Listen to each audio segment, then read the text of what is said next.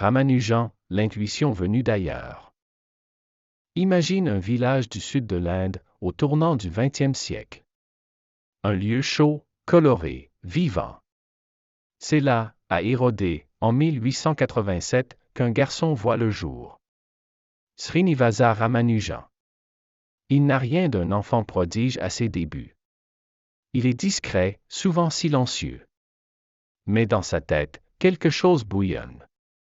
À l'âge où d'autres lisent encore laborieusement, lui dévore des livres de mathématiques qu'il ne comprend pas toujours, un jour, il tombe sur un manuel élémentaire de mathématiques anglaises.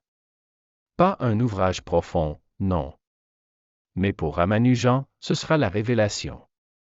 Il ne fait pas qu'apprendre les formules. Il les ressent, il les prolonge, il les transcende. Il remplit des cahiers de formules incroyables, souvent sans démonstration, comme si elles lui venaient d'un autre monde. À 20 ans, il vit dans la pauvreté. Il est incompris, souvent rejeté. Mais il a une idée. En 1913, il écrit une lettre, en anglais hésitant, à un célèbre mathématicien britannique.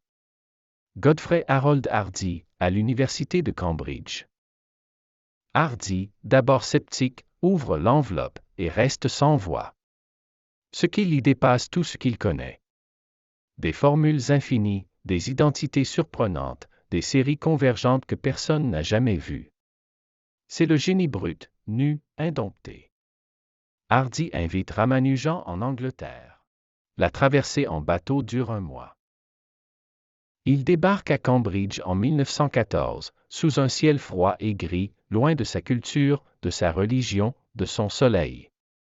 Mais là, il se lie d'amitié avec Hardy. Ils travaillent, échangent, s'admirent.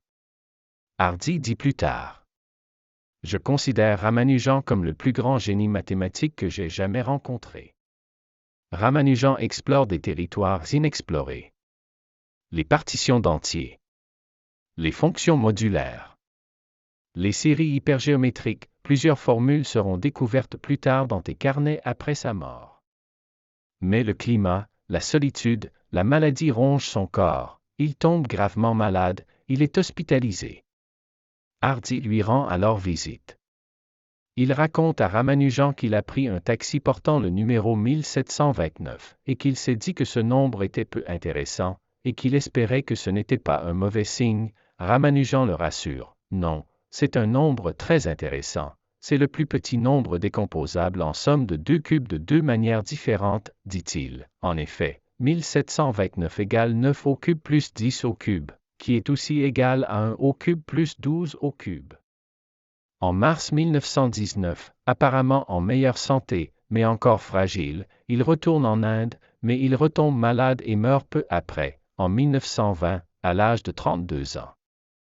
Il laisse derrière lui des centaines de formules d'une beauté et d'une profondeur saisissante. Hardy écrit, en juin 1920, un article nécrologique dans la revue scientifique Nature, et, l'année suivante, une nécrologie plus détaillée pour la London Mathematical Society. Il y affirme, ce qui va s'avérer prophétique, qu'il faudra au moins 20 années pour qu'on mesure tout ce qu'a apporté Ramanujan.